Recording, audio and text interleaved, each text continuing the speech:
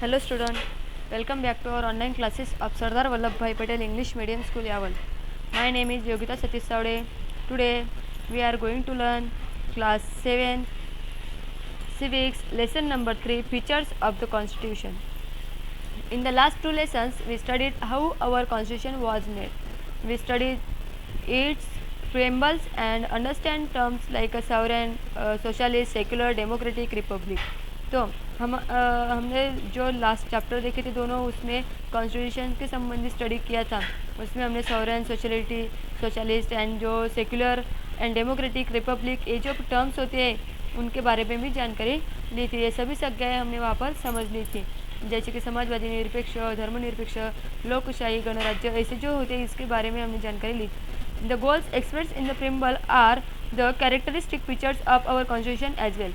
तो उद्देशिका जो रहते हैं उसमें नमूद की हुई जो उद्दिष्ट रहते हैं उसे अपने संविधान के वैशिष्ट्य कहते हैं. And apart from this the constitution also has the other features. We shall try to understand this in the present chapter. तो हमें इस चैप्टर में यहाँ पर संविधान के कुछ ऐसे वैशिष्ट जो रहते हैं तो उनके बारे में जानकारी लेनी है. सबसे पहले हम देखने वाले हैं फेडरलिज्म. तो फेडरलिज्म मतलब संघ राज्य. संघ राज्य की जो व्यवस्था होती है उसके बारे में जानकारी लेनी है. One of the important features of constitution is federal system. तो संघ राज्य व्यवस्था ये जो है हमारी संविधान के एक महत्वपूर्ण ऐसे वैशिष्ट्य होता है. And in countries with large territory and huge populations, government is run by a federal system, and ruling a large territory from a single capital city is not only difficult but may also lead to the neglect of some far-flung areas. तो हमारे देश का जो भूप्रदेश होता है वो बहुत ही बड़ा है और जो बहुत बड़ी ऐसी लोक संख्या हमारे देश में, जनसंख्या बहुत है, और इस वजह से ऐसे देश में राज्य करने के लिए संघ राज्य एक महत्वपूर्ण ऐसी पद्धति का अवलंब किया जाता है. एंड जो बड़ा सा बड़ा भूप्रदेश होता है उसे एक ही जगह से यहाँ पर राज्य कारभार देखना वहाँ पर डिफ़िकल्ट होता है. इस वजह से ruling a large territory from single capital city is not only difficult by may also lead to the neglect for some flung area. तो इस वजह से यहाँ पर अलग अलग संघ राज्य हमारे जो राज्य कारभार है वो उसमें सहभाग लेने के लिए, लोगों का सहभाग लेने के लिए, उन्हें अपॉर्चुनिटीज़ मिलने के लिए संघ राज्य के दो स्तर पर यहाँ पर शासन संस्थाएं बनाई गई है. जैसे कि people residing there cannot participate in the affairs of the government and therefore government functions at two levels in its federation. So the government at the central carries out tasks like defense of the entire country, foreign policy, establishing peace, etc. तो जब कि दूर तक जो प्रदेश रहता है वहाँ पर दुर्लक्ष हो जाता है, इसलिए लोगों का यहाँ पर सहभाग होना जरूरी होता है. इसलिए संघ राज्य पर दो स्तर पर शासन संस्थाएं बनाई जाती है, जैसे कि संपूर्ण देश का संरक्षण करने के या परराष्ट्र व्यवहार करना या शांतता प्रस्तावित करना, ऐसे बहुत सारे जो कार्य होते हैं वह मध्यवर्ती शासन जो रहता है वह पूर्ण करता है. इस वजह से the government of center carries our tasks like a defense of the entire country, foreign policy, establishing peace, etc. and it is also called union government. और उसी को यूनियन गवर्नमेंट या फेडरल गवर्नमेंट ऐसे कहते हैं. And it carries out administration of entire country. और जो होती है संघ शासन पद्धति ये संपूर्ण देश का राज्य कारभार वहाँ पर संभालती है. अब आगे हमें देखना है the government that oversees the administration of the region that we live in called state government. तो हमारा जो देश, जो प्रदेश में हम रहते हैं तो उस प्रदेश का जो कारभार देखती है वो जो शासन संस्था होते हैं उसे राज्य शासन ऐसा कहते हैं. And it looks after the administration of a particular state. For example government of Maharashtra looks after the administration of the state of Maharashtra. तो यहाँ पर राज्य शासन जो रहते हैं एक मर्यादित ऐसा प्रदेश का राज्य कारभार देखती है, जैसे कि महाराष्ट्र राज्य शासन, ऐसे वहाँ पर एग्जाम्पल हमें यहाँ पर दिया है. The system of running the administration of country cooperatively by the governments at two levels, making laws about different subjects is called federalism. तो दो स्तर पर यहाँ पर जो अलग अलग विषय पर कायदे करके उनके परस्पर सहकार्य से कोऑपरेशन करके यहाँ पर राज्य कारभार संभालने की इस पद्धति को, इस मेथड को यहाँ पर फेडरलिज्म कहते हैं. जैसे कि फेडरलिज्म उसे हम कहते हैं उसे संघ राज्य पद्धति, यानी इसका अर्थ है तो होता है. तो अब आगे देखना है हमें separation of powers. The constitution has divided the subjects for the with what subjects our constitution has given three lists of various subjects. The first list is called the union list. It contains 97 subjects on which the union government makes laws. The state laws list is for the state government to legislate upon. तो ये जो अलग अलग संविधान के अलग अलग सूची वहाँ पर तैयार की जाती है, अलग अलग जो अधिकार होते हैं वो उन्हें वहाँ पर यानी कि दे दिए जाते हैं। अलग अलग जो अधिकार होते हैं वो, जैसे कि यहाँ पर अलग अलग संघ सूची बनाई जाती है। तो पहली जो सूची होती है उसे संघ सूची कहते हैं। उसमें 96 ऐसे सब्जेक्ट्स होते हैं एंड उन सब्जेक्ट को वहाँ पर संघ शासन जो रहते हैं वो कायदा करती है। And the state list is for the state government to legislate upon. एंड ये जो विषय अलग अलग सब्जेक्ट होते हैं वहाँ पर राज्य सूची होती है, उसमें 66 सब्जेक्ट्स होते हैं। And apart from this two list there is a concurrent list which contain 47 subjects. तो समवर्ती सूची रहती है, उनके व्यतिरिक्त एक तीसरी सूची रहती है, उसे कहते हैं समवर्ती सूची। तो उसमें 47 सब्जेक्ट्स होते हैं। And both government can make laws on subjects included in this list if a subject comes up that is not included in any of the list. The union government is entitled to make laws on it and these powers are termed as residuary powers. तो ये जो अलग अलग सूची होती है तो उसमें विषय के व्यतिरिक्त अगर एक आध विषय अगर नए से आ जाता है, नए से निर्माण हो जाता है, तो उस पर कायदा करने का अधिकार जो होता है वो संघ शासन को होता है। और जो अधिकार होते हैं वो शेषाधिकार कहते हैं उन्हें। ये जो अधिकार होते हैं उसे रेसिड्यूअरी पावर मतलब शेषाधिकार ऐसे उन्हें कहा जाता है। Do you know the division of powers in the Indian constitution is unique and it enables the union government and the state government to bring about the country's progress by cooperating with each other. भारतीय संघ राज्य के जो अधिकार होते हैं उसे विभागनी की जाती है, उसे वैशिष्ट्यपूर्ण ऐसी विभागनी उसकी की जाती है। संघ शासन, राज्य शासन ये जो होते हैं वो परस्पर सहकार्य यानी कोऑपरेशन करके वहाँ पर देश का विकास वहाँ पर वो बनाते हैं, देश का विकास करते हैं। This also encourage participation of citizen in the administration of the country. और राज्य कारोबार में नागरिकों का सहभाग इस पद्धति को यहाँ पर प्रोत्साहन ज़्यादा से ज़्यादा मिलता है। Who deals with what subject with the union government. तो कौन कौन से लोगों के लिए कौन से सब्जेक्ट्स होते हैं उसके बारे में जानकारी लेनी है। सब्जेक्ट विद यूनियन गवर्नमेंट, उन्हें उनके पास कौन कौन से सब्जेक्ट होते हैं, जैसे कि defence, foreign relation, war and peace, currency, international trade, संरक्षण, परराष्ट्र व्यवहार, युद्ध, शांतता, चलन व्यवस्था, अंतर्राष्ट्रीय व्यापार इत्यादि। एंड सेकंड नंबर दिया है यहाँ पर subject with the state government. ये जो सूची होती है स्टेट गवर्नमेंट की, तो उनके साथ यानी कि जो राज्य शासन रहता है उनके पास कौन कौन से सब्जेक्ट होते हैं। तो agriculture, law and order, local government, health, prison and administration, जैसे कि खेती, कायदा और सुव्यवस्था रखना, स्थानिक शासन संस्था जो रहती है उसके बारे में जानकारी रखना, आरोग्य और तुरुंग प्रशासन जो होता है उसके बारे में उनके साथ ये जो सब्जेक्ट्स होते हैं वो स्टेट गवर्नमेंट के साथ रहते हैं, उनके पास वो रहते हैं। Subjects with both the government, दोनों के पास, दोनों शासन के पास कौन कौन से सब्जेक्ट्स रहते हैं। तो employment, environment, economic and social planning, personal law, education etcetera. तो रोजगार, पर्यावरण, आर्थिक और सामाजिक नियोजन, व्यक्तिगत कायदे करना या शिक्षण एट्सेट्रा, इतने सब्जेक्ट्स उनके पास रहते हैं। अब आगे हमें देखना है यहाँ पर do this, make a list of the north eastern Indian states, name their capital cities. तो यहाँ पर जो अलग अलग ईशान्य दिशा में जो राज्यों की सूची है उनकी सूची आपको बनानी है, जो अलग अलग राज्य ईशान्य दिशा में, और उसके उन्हीं राज्यों की राजधानी के बारे में आपको राइटिंग करना है, यानी कि कौन कौन सी उनकी राजधानी है इसके बारे में जानकारी देना है। जैसे कि अब आगे हमें देखना है यूनियन टेरिटरी मतलब केंद्र शासित प्रदेश या संघ शासित प्रदेश जिसे हम कहते हैं। In India there is a union government, 28 state governments and 9 union territories. The union government controls the union territory. Following are the 9 union territories. तो भारत में एक संघ शासन रहता है, जैसे कि 29 राज्य शासन और घटक राज्य जो रहते हैं वह 9 रहते हैं। तो यहाँ पर कुछ यूनियन टेरिटरीज के बारे में हमें जानकारी दी है, जैसे कि new Delhi, Daman and Diu, Pondicherry, Chandigarh, Dadra and Nagar Haveli, Andaman and Nicobar, island, Jammu and Kashmir, Ladakh and the Lakshadweep. ये जो एक उन्हें संघ शासित प्रदेश कहते हैं, यानी कि हम उसे जो यूनियन टेरिटरीज है ऐसे उन्हें कहते हैं। अब यहाँ पर हमें एक पिक्चर दिया है, भारतीय रिजर्व बैंक यहाँ पर लिखा गया है, 50 रुपीज़ की नोट्स का यहाँ पर पिक्चर दिया है। डू यू नो, क्या आप जानते हो? तो you have surely seen currency note that word guaranteed by the central government are printed on currency notes. यहाँ पर करेंसी नोट्स पर वहाँ पर वो प्रिंटेड की जाती है। If you have seen a batch of on the uniform of the policeman it reads Maharashtra police.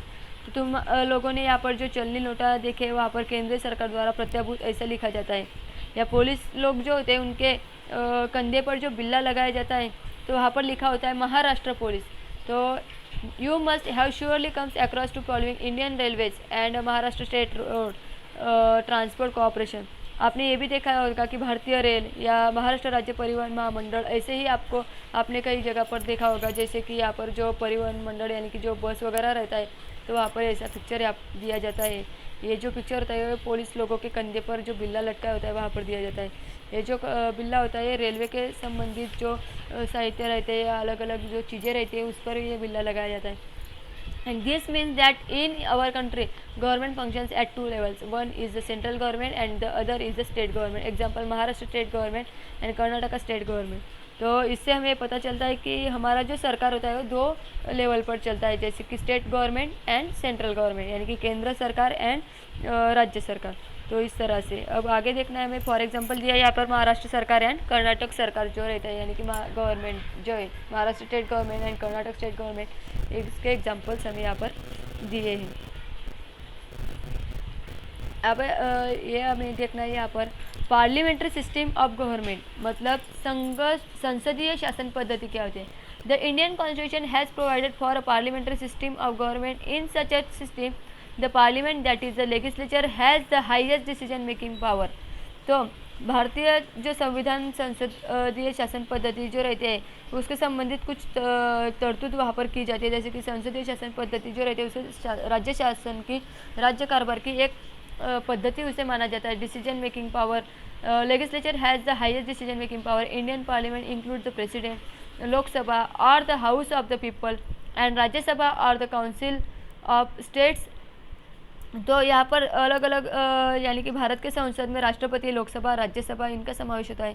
उस तरह से प्रत्यक्ष राज्य कारभार करते समय यहाँ पर बहुत बड़े मंत्रिमंडल का भी वहाँ पर समावेश होता है, जो लोकसभा से निर्माण होते हैं, जो हम अपनी अपनी जिम्मेदारी या अपनी कामगिरी जो रहती है वह लोकसभा के वास्ते वो वहाँ पर जिम्मेदार रहते हैं।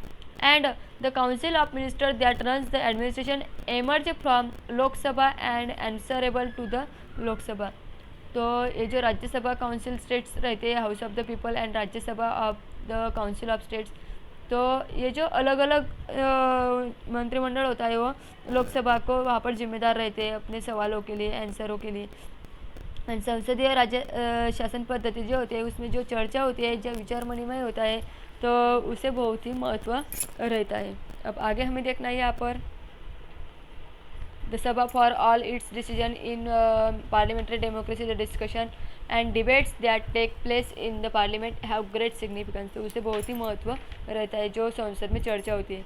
अब आगे हमें देखना है इंडिपेंडेंट जुडिशरी, मतलब स्वतंत्र न्याय व्यवस्था। The Indian constitution has created an independent judiciary and, मतलब कि जो हमारे देश में भारतीय संविधान जो रहता है वह स्वतंत्र न्याय व्यवस्था की निर्मित की जाती है। And the dispute that can not be resolve mutually are referred to the judiciary. The court hears both the consenting parties and looks into the injustice if any and gives its judgments, and this has to be done impartially। तो भारत के संविधान के जो स्वतंत्र न्याय व्यवस्था निर्माण की गई है एंड वादग्रस्त जो प्रश्न होते हैं, जो सवाल होते हैं, वह आपस में छोड़ने के लिए, उसका सॉल्यूशन करने के लिए नहीं हो सकते, तभी न्यायालय वहाँ पर किया जाता है। न्यायालय जो होता है वो दोनों जो पार्टीज होते हैं उनका यहाँ पर जो कहना होता है वो पहले समझ लेता है, फिर से वहाँ पर अन्याय न होते हुए वहाँ पर उनका न्याय निवाड़ा वो करता है। And this has to be done impartially, और ये जो होता है यह बहुत ही निरपक्षता से वो काम किया जाता है। And the constitution has made several provisions to ensure that the judiciary remains more and more independent. For example, judges are appointed by the president and not by the government, and it is not easy to remove the judges from their office। तो ये जो अलग अलग न्यायालय पर यानी कि ये जो न्यायालय होता है कि जैसे वहाँ पर न्याय दिया जाता है, तो वहाँ पर कोई भी वहाँ पर दबाव नहीं डाल सकता। और इस वजह से उनके जो न्यायमंडल के अधिक स्वतंत्र रखने के लिए वहाँ पर बहुत सारी तरतूद की जाती है, जैसे कि न्यायाधीश की नियमनूक जो होती है वह शासन के मार्फत नहीं तो राष्ट्रपति के मार्फत होती है। एंड जो जजेस रहते हैं तो उन्हें कोई भी अपने पद से दूर नहीं कर सकता, ऐसे उन्हें अधिकार दिए जाते हैं। अब आगे देखना है हमें single citizenship. The Indian constitution has granted a single citizenship to all Indians, that is Indian citizenship. तो भारत के संविधान में भारत के सभी नागरिकों के लिए एक ही यानी कि एक नागरिकत्व जो रहता है वह बहाल किया जाता है, जैसे कि भारतीय नागरिकत्व उसे हम कहते हैं। तो process of amending the constitution and there comes up need to make changes or amendments in the provisions of the constitution due to changing circumstances but frequent। तो संविधान में नमूद किए हुए जो तरतूद होते हैं उसके परिस्थिति के अनुसार उसमें दुरुस्ती की जाती है, और लेकिन उस संविधान में जो अलग अलग दुरुस्ती की जाती है तो उसे अस्थिर निर्माण हो जाता है। यानी इस वजह से उसमें कोई भी बदल करने से पहले वहाँ पर सभी लोगों को यहाँ पर विचार करना पड़ता है, और विचार अंतिम वहाँ पर भारत के संविधान में जो संविधान के जो बदल होते हैं, जो चेंजेस होते हैं, उसकी प्रक्रिया वहाँ पर स्पष्ट की जाती है। यहाँ पर हमारे देश का यहाँ पर मैप दिया है, एंड इसमें बहुत सारे घटक राज्यों के और जो केंद्र शासित प्रदेश है उसके नाम यहाँ पर दिए हैं। Amendments to the constitution may lead to a situation of instability, and the procedure for amendment is specified in the constitution itself so as to ensure that an amendment is made only after giving it a careful consideration। तो यहाँ पर बहुत ही careful रहकर यहाँ पर ये अलग अलग जो नियम होते हैं या जो चेंजेस होते हैं वो किए जाते हैं। The procedure for amendments in the constitution is unique. और ये जो प्रोसीजर होते हैं संविधान में कोई भी चेंजेस करने की, तो ये जो प्रक्रिया होती है वह बहुत ही वैशिष्ट्यपूर्ण ऐसी प्रक्रिया होती है। And it is neither too difficult nor too easy, and more scopes has been provided for giving more consideration and through thought to important amendments. तो ये जो महत्वपूर्ण दुरुस्ती रहती है उसे विचार विनिमय करने के लिए बहुत सारा समय वहाँ पर दिया जाता है। सर्वसाधारण जो दुरुस्ती होती है वह सहज रीत्या वहाँ पर बन सकती है, ऐसे वहाँ पर लवचिकता भी इसमें रहती है। अब आगे हमें देखना है found out how many amendments have been made to the Indian constitution till date. तो अब तक भारतीय जो संविधान है इसमें कितने समय तक वहाँ पर दुरुस्ती की गई है, इसके बारे में आपको जानकारी लगानी है या मिलानी है। इलेक्शन कमीशन, निवडणूक आयोग क्या होता है इसके बारे में जानकारी देने वाले हैं। You must have read about the election commission in the newspaper. Science India has adopted the democratic form of the government. People have to be elect their representatives periodically। तो आपने देखा होगा कि जब कि चुनाव आता है तो वहाँ पर जो निवडणूक आयोग रहता है यानी कि जो चुनाव के आयोग रहते हैं उसके बारे में आपने बहुत बार पेपर्स में न्यूज़पेपर में उसके बारे में सुना होगा या रीड किया होगा कि फॉर दिस। तो ये जो इलेक्शन क्या होता है यानी कि इसका मतलब क्या होता है, इलेक्शन कमीशन मतलब कि निवडणूक आयोग का मतलब क्या होता है, इसके क्या कार्य होते हैं, इसके बारे में जानकारी लेने वाले हैं। For this the election have to conducted in free and fair atmosphere. तो इसका पहला कार्य होता है कि उन्हें लोकशाही शासन व्यवस्था जो रहती है हमारे देश में तो उसे पूरक यानी कि ये जो जनता रहती है तो उसे ठराविक मुदत के बाद वहाँ पर जो प्रतिनिधि होते हैं वो नए से चुने जाते हैं। यानी इस वजह से ये जो चुनाव लड़े जाते हैं तो ये जो प्रोसीजर होती है वो बहुत ही अच्छे वातावरण में होने के लिए, न्याय ऐसे वातावरण में, फ्री ऐसे वातावरण में होने के लिए निवडणूक आयोग कार्य करता है। इसीलिए नागरिक जो होते हैं उनका विश्वास वहाँ पर उन लोगों पर रहना चाहिए यानी कि कमीशन पर जो आयोग रहता है उस पर रहना चाहिए। ऐसे कार्य उन्हें करने पड़ते हैं जैसे कि only then will the citizens be able to elect a candidate of their choice without any fear और प्रेशर। तो जो नागरिक होते हैं तो किसी के भी दबाव के बिना यहाँ पर अपना हमें जो उन्हें जो योग्य लगता है ऐसे उम्मीदवार वहाँ पर वो चुने देते हैं। And if the government were to conduct election there might be no guarantee of such free fair and just atmosphere for the election. तो ऐसे जो उम्मीदवार होते हैं, अलग अलग जो उम्मीदवार चुने देते हैं, तो शासन की जो चुनाव ली जाती है तो वो अच्छे से वातावरण में ना हो सके, नहीं हो सकती, इसलिए वहाँ पर शासन अगर कोई चुनाव लेता है तो वो अच्छे से वातावरण में नहीं होगी। इसी वजह से यहाँ पर चुनाव आयोग की स्थापना की जाती है। एंड इस वजह से hence the constitution has instead the responsibility of conducting election to an independent machinery. तो इस वजह से ये जो संविधान होता है, ये जो चुनाव होते हैं, वो अच्छे से लेना एक जिम्मेदारी होती है। इस वजह से स्वतंत्र ऐसी जो यंत्रणा होती है तो वो बनाई जाती है। स्वतंत्र ऐसी जो यंत्रणा होती है, इसके लिए वो बनाई जाती है।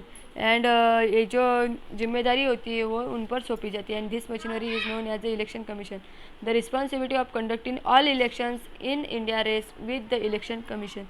तो भारत में सभी जगह पर ये जो चुनाव लिए जाते हैं तो उसकी जिम्मेदारी चुनाव आयोग पर होती है। And the Indian constitution has some important characteristic features. In the chapter we have studied only some of the important features. तो इंडियन कॉन्स्टिट्यूशन के संविधान के बहुत ही वैशिष्ट्य है, उनमें से कुछ वैशिष्ट्यों के बारे में हमने इस चैप्टर में स्टडी किया है। Another important features of our constitution is the executive provisions of fundamental rights. तो ये जो अलग अलग बहुत सारे जो वैशिष्ट्य है, तो इसके बारे में मूलभूत हक जो रहते हैं उसके बारे में विस्तृत तरतूद जो है वो हमें यहाँ पर संविधान में दी गई, ये भी एक बहुत बड़ा वैशिष्ट्य है उसका।